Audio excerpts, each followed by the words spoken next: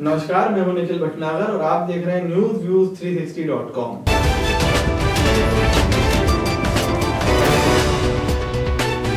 मोदी सरकार के खिलाफ अब भाजपा के ही वरिष्ठ नेता एक के बाद एक आवाज उठा रहे हैं। उनका कहना है कि नोटबंदी और जीएसटी का फैसला गलत लिया गया। क्या मोदी सरकार का तिलिस्म खत्म हो गया है? इसी मुद्दे पे आज हम बात करेंगे। मेरे साथ सुधांशु द्विवेदी जी हैं और रविंद्र अग्रवाल चाणक्य जी हैं। मैं सबसे पहले सुधांशु द्विवेदी जी आपसे पूछना चाहूंगा, क्या मोदी सरकार का तिलिस्म खत्म हो गया है, जो भाजपा के ही नेता भाजपा के अंदर से ही उसके खिलाफ आवाज उठ रही है? देखिए, केंद्र सरकार की कार्यप्रणाली को लेकर पहले तो विपक्ष के नेतागण सवाल उठाते रहे हैं, लेकिन अब अगर यशवंत सिन्हा और अरुण शौरी जैसे सीनियर बीजेपी लीडर, वरिष्ठ भारतीय जनता पार्टी के वरिष्ठ नेता अगर इस तरह से सवाल उठा रहे हैं तो निश्चित तौर पे उनके सवालों पर गौर किया जाना चाहिए, उनके सुझावों को अमल में लाया जाना चाहिए। और मुझे ऐसा लग रहा है कहीं ना कहीं मोदी सरकार का तिलिस्म जो है खत्म हो रहा है, जिससे तपोनिष्ठ और वरिष्ठ भारतीय जनता पार्टी के जो नेता है वो चिंतित है।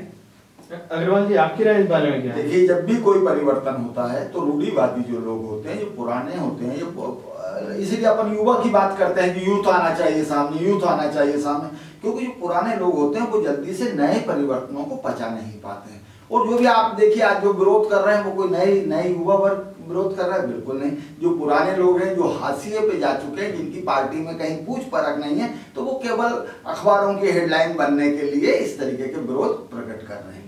इनका कहना है कि सिर्फ उनको तवज्जो नहीं मिल रही, इस कारण वो विरोध कर रहे हैं। आप इस बात से सहमत हैं? नहीं, यशवंत सिन्हा और अरुण शौरी जैसे, क्योंकि यशवंत सिन्हा के बारे में बात कही जाती है कि उनको झारखंड की राजनीति में ज्यादा तवज्जो नहीं दी जा रही थी। उनको झारखंड का, जैसा मुझे जानकारी है, अगर आप लोग गलत हो तो सही करिएगा, जैसे झारखंड में उन्हें मुख्यमंत्री बनना था चुनाव के बाद, उन्हें उस टाइम ज्यादा तवज्जो दी गई। फिर वो चाह रहे थे जो ब्रिक्स बैंक बन रहा है उसका उन्हें चेयरमैन बना दिया जाए। क्या ये बात सही है कि उनकी मांगों को नहीं माना जा रहा था, इसलिए उन्होंने सोचा कि अब मैं खिलाफ ही आ जाऊं? नहीं, यशवंत सिन्हा के बारे में ऐसे तर्क दिया जाना इसलिए बेवकूफाना होगा क्योंकि यशवंत सिन्हा भारतीय जनता पार्टी के इतने वरिष्ठ नेता हैं कि वो देश के राष्ट्रपति हो सकते हैं। तो मतलब राष्ट्रपति पद के स्तर का व्यक्ति किसी राज्य विशेष का मुख्यमंत्री क्यों बनना चाहेगा? यशवंत सिन्हा देश के भारतीय जनता पार्टी के देश के बहुत ही वरिष्ठ, बहुत ही अनुभवी और बहुत ही निपुण, बहुत ही ज्ञानी नेता है। अगर वो कोई सवाल उठा रहे हैं गवर्नमेंट के कामकाज को लेकर तो उसमें उनका कोई व्यक्तिगत स्वार्थ नहीं है, कोई व्यक्तिगत हित नहीं है। अगर अरुण जेटली जैसे नेता अगर कह रहे हैं कि वो 80 साल की उम्र में अपने लिए जॉब तलाश रहे हैं, तो जेटली का ये जो बयान है, जेटली का ये जो कथन है, कहीं ना कहीं उनकी मानसिकता के कोछेपन को उजागर करता है। ये भारतीय जनता पार्टी के संस्कारों के अनुरूप भी नहीं है। देखिए, जैसा कि ये सब आपकी सोच हो सकती है, लेकिन ऐसा नहीं है। देखिए, कल तक अगर उन्हें आवाज उठाना थी, उनको बातें करना थी, तो बातें कब कर रहे हैं? जब उन्होंने आज उनको ऐसा लगा, लोगों ने कहना शुरू किया, कहीं पे मीडिया ने कहना शुरू किया कि साहब नरेंद्र मोदी जी का ग्राफ नीचे गिर रहा है, भाई नरेंद्र मोदी जी का ग्राफ कहाँ नीचे गिर रहा है? हर प्रदेश में, यूपी ले लीजिए, दूसरे प्रदेश ले लीजिए, सब जगह भाजपा छा रही है। केरल तक भाजपा पहुंच चुकी है, तो ऐसे में मोदी जी का कहीं ग्राफ तो गिर नहीं रहा है। नहीं, केरल में भारतीय जनता पार्टी अपने गठन के बाद से लगातार चुनाव लड़ रही है। भारतीय जनता पार्टी का आज तक कभी कोई एक पार्षद नहीं जीता केरल में, ना तो वोट बैंक बढ़ा। भारतीय जनता पार्टी तो अभी सिर्फ हिंदी भाषी और उत्तर भारतीय राज्यों तक सीमित है। भारतीय जनता पार्टी मतलब मोदी सरकार के सत्ता में, केंद्र की सत्ता में आने के बाद भारतीय जनता पार्टी कहीं राष्ट्रीय स्तर की पार्टी वाकई में बन गई हो, ऐसा भी नहीं है। नहीं, ऐसा तो वैसे हम कह सकते हैं कि राष्ट्रीय स्तर की पार्टी बन गई। नहीं, राष्ट्रीय स्तर पे मान्यता प्राप्त राजनीतिक दल होना अलग बात हो गई और राष्ट्रव्यापी जनाधार होना। कश्मीर से कन्याकुमारी तक और अरब सागर से लेकर बंगाल की। मेरे को लगता है हम अपने जिस बात पे बात करने आए थे उस मुद्दे से नहीं, हम मुद्दे से नहीं भटक रहे। हम तो सिर्फ ये बात कर रहे हैं भारतीय जनता पार्टी के नेताओं की चिंताओं को लेकर। जैसे अभी अग्रवाल जी ने कहा कि वो उपेक्षा के शिकार है। मेरा मानना है कि अगर युवाओं के जोश और बुजुर्गों के होश में पर्याप्त तालमेल होगा, मतलब युवाओं के साथ साथ अगर बुजुर्गों को पर्याप्त रिस्पांस दिया जाएगा, पर्याप्त सम्मान दिया जाएगा, पर्याप्त महत्व दिया जाएगा, तो यही लोकतंत्र का तकाजा है। भारतीय जनता पार्टी तो हमेशा ही एकात्म मानवतावाद के प्रणेता पंडित दीनदयाल उपाध्याय और अखंड भारत की विचारधारा के प्रवर्तक डॉक्टर श्यामा प्रसाद मुखर्जी के रीतियों, नीतियों और सिद्धांतों का दावा करती है। वो कितने बुजुर्ग थे, उन्होंने राष्ट्र के लिए, उन्होंने भारतीय जनता पार्टी के लिए, उन्होंने कहीं ना कहीं विचारधारा के लिए खुद को खपाया, खुद को समर्पित किया है। देखिए, विचारधारा वाली बात एक अलग बात होती है, और जब राष्ट्र निर्माण की बात होती है तो वो निर्माण की बात एक अलग बात हो जाती है। आज वक्त का तकाजा है, और काफी अरसे से ये बात आती रही है सामने कि भाई जीएसटी लागू की जाना चाहिए, और नोटबंदी भारत में पहली बार नहीं हुई है। मोरारजी देसाई ने भी एक बार नोटबंदी कर चुके हैं। रहा सवाल कि नोटबंदी के वैसे रिजल्ट नहीं आए। आपका कहना क्या है कि नोटबंदी के वैसे रिजल्ट नहीं आए, ब्लैक मनी नहीं पकड़ी गई, ये नहीं किया गया, लेकिन उन सब बातों से जो ब्लैक मनी वाले थे,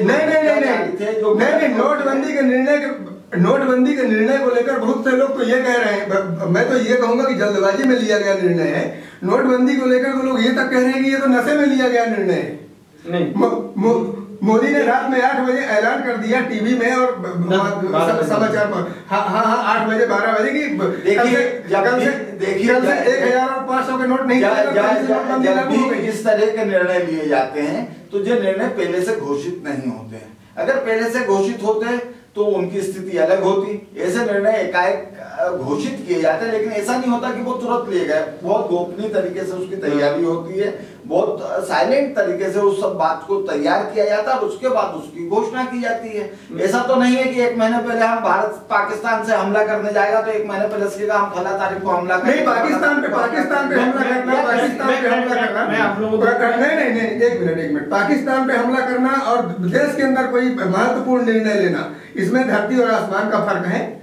ये जो केंद्र की मोदी सरकार का विवेकहीन निर्णय था, आज उसी के खिलाफ ये आवाज उठ रही है। मैं आपको सिर्फ विपक्षी राजनेता नहीं जी, मैं सिर्फ विपक्षी, एक मिनट और आधा मिनट और, सिर्फ विपक्षी राजनेता नहीं, खुद भारतीय जनता पार्टी के इतने वरिष्ठ नेता जिन्होंने भारतीय जनता पार्टी को कंप्लीट भाजपा बनाने में अपना मतलब वाइटल रोल प्ले किया है, अग्रणी योगदान दिया है, वो सवाल उठा रहे हैं। तो कहीं ना कहीं उनके अंतर्मन में पीड़ा होगी। वो किसी पद और जिन्हें न पद पैसे की चाह वही दिखाते सच्ची राह। यशवंत सिन्हा जैसे नेता, अरुण शौरी जैसे नेता, जो भारी आग्रह के बाद अटल बिहारी वाजपेयी के दौर में जो भारी आग्रह करने के बाद जिन्होंने केंद्र में पद प्रतिष्ठा स्वीकार की, आज जो मतलब देश के राष्ट्रपति हो सकते हैं, अगर वो मतलब अपना एक अलग राजनीतिक सिस्टम शुरू करना चाहे तो मतलब बहुत बड़ी शख्सियत तो अभी भी है। देखिए, आप सिस्टम शुरू करने वाली बात तो आप जो कर रहे हैं, भाजपा हो या कांग्रेस हो, आज तक जितने भी नेताओं ने, कांग्रेस में अर्जुन सिंह जी को ले लीजिए या भाजपा में उमा भारती को ले लीजिए, इन्होंने अपनी अलग अलग पार्टियां बना करके बहुत कोशिशें करके देख ली।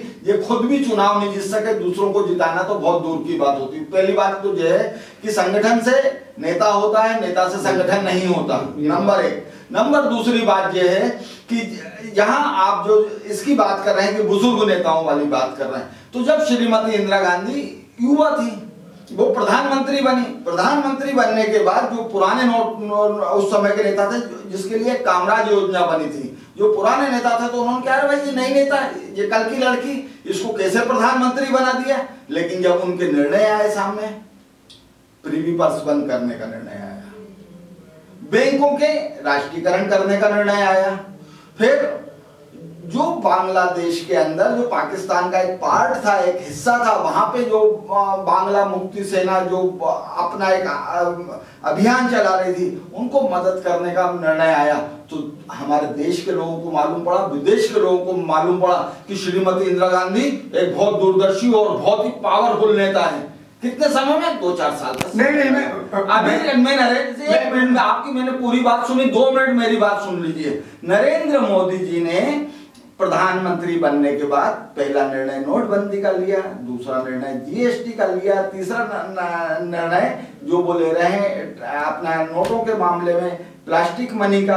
तो जो इस तरीके के जो डिसीजन ले रहे हैं, तो जो डिसीजन क्या है, बुजुर्ग लोगों को, आज मेरे को भी हजम नहीं होता कि यार ये प्लास्टिक नोट्स क्या होते हैं, ये जीएसटी क्या होती है, ये सब चीजें मेरे को खुद को हजम नहीं होती। लेकिन जो यूथ है, जो जिसके हाथ में आज एंड्रॉइड मोबाइल है, जो कि एटीएम पीटीएम वगैरह तमाम शब्दों को जानते हैं, तो उन लोगों को ये बात हजम होती है। लेकिन अगर देखा जाए तो जैसे अभी आपने युवाओं की बात करी, युवा भी तो आजकल मोदी सरकार के खिलाफ हुए जा रहे हैं। आए दिन किसी न किसी। एक मिनट मैं अग्रवाल जी को रोकना चाहूंगा और अग्रवाल जी की मतलब दोनों बातों को खंडन करना चाहूंगा कि संगठन से बढ़ के क्या है कि एक ही सवाल से मतलब एक ही फार्मूले से हर सवाल को हल नहीं किया जा सकता।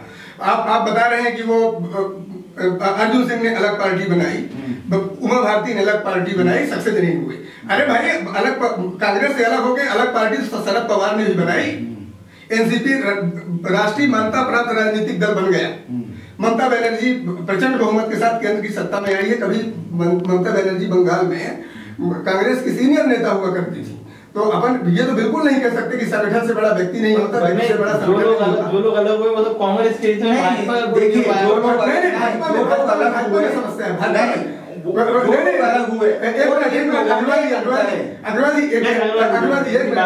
भारतीय जनता पार्टी और सेक्युलर पॉलिटिकल पार्टी में यही तो फर्क है। जो धर्मनिरपेक्ष राजनीतिक दल है जिनके अंदर सेक्युलरिज्म है, उन पार्टियों के नेताओं का अपना एक व्यक्तिगत जनाधार भी होता है। लेकिन भारतीय जनता पार्टी के जो नेता होते हैं ना, भारतीय जनता पार्टी के जो नेता होते हैं, उनका जो अस्तित्व है, उनका जो प्रभुत्व है, वो अपने संगठन के चलते, उनकी पार्टी के चलते उनका अपना प्रभुत्व होता है। तो इसलिए उमा भारती जो है अलग पार्टी, उन्होंने भारतीय जनता पार्टी। मैं अब आप दोनों को रोकना चाहूंगा मैं, क्योंकि हमारे पास समय की थोड़ी कमी है। नहीं अरुण शौरी जो है वो हाल बहरहाल उनकी भारतीय जनता पार्टी से बगावत करने का, भाजपा का अदावत करने का कोई इरादा नहीं है। अरुण जेटली उमा भारती जैसे कोई अलग पार्टी बनाने नहीं जा रहे। वो तो देश के नेता है, भारतीय जनता पार्टी के नेता। उन्होंने राष्ट्रहित की दृष्टि से ऐसा बोला है। अब ये गवर्नमेंट के विवेक पे निर्भर करता है। अगर गवर्नमेंट के अंदर सेंसिटिविटी है, सिंसियरिटी है, तो गवर्नमेंट उस मतलब उनके सुझावों को अमल में लाए, चाहे वो यशवंत सिन्हा हो, चाहे वो अरुण शौरी हो, या कि भारतीय जनता पार्टी के दूसरे नेता हो, लाल कृष्ण आडवाणी हो, मुरली मनोहर जोशी। देखिए, आजाद भारत का इतिहास रहा है, जब जब परिवर्तन आया है तो कुछ ना कुछ तो तकलीफ अग्रवाल जी ने संजय गांधी के दौर में जब नसबंदी लागू की गई, उस समय उसका भारी विरोध हुआ, भयंकर तरीके से विरोध हुआ पूरे देश के अंदर। लेकिन आज देश की जनता उस बात को मानती है कि नसबंदी वास्तव में एक जनसंख्या विस्फोट को रोकने के लिए एक कारगर कदम था। इसी तरीके से जो इस तरीके के डिसीजन होते हैं, इस तरीके के जो परिवर्तन आते हैं, तो इसके लिए समय की टाइम मांगते हैं सारे। शायद मोदी जी और भाजपा सरकार इसलिए अपनी सब बातों में 2022 तक आपको देखना है।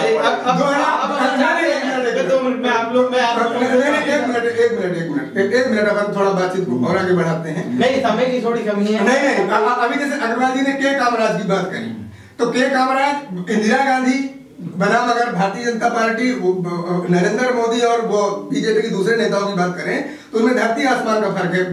कामराज जो थे वो कर्नाटक के वरिष्ठ कांग्रेस नेता थे, और क्या है कि इंदिरा गांधी के सलाह पर उन्होंने लाभ का पद छोड़कर संगठन सेवा के लिए खुद को समर्पित किया था। वहीं से शुरू हुआ कांग्रेस पार्टी का कामराज प्लान।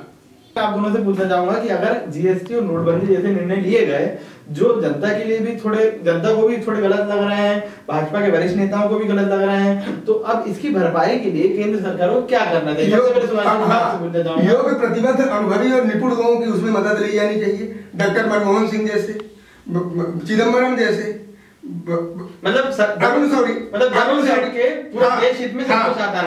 मतलब दलगत राजनीति से परे हटकर पूर्व नौकरशाह, बड़े पत्रकार, बीजेपी के बड़े नेता। अब ऐसा नहीं कि वो पद प्रतिष्ठा के लिए 75 साल के हो गए, 80 साल की उम्र में अपने लिए जॉब तलाश रहे। अरे अरुण जेटली जो खुद लोकसभा का चुनाव हार गए। मतलब सुधांशु जी आपका कहना है सीधे कि सबको साथ मिलकर आना चाहिए, सबकी सोच सुनना चाहिए। मतलब खुद अकेले एक बारे में सबके मूल्यवान सुझावों को अमल में लाकर हठधर्मिता, non sensitivity, non sincerity, government को नॉन सेंस नहीं बनना चाहिए।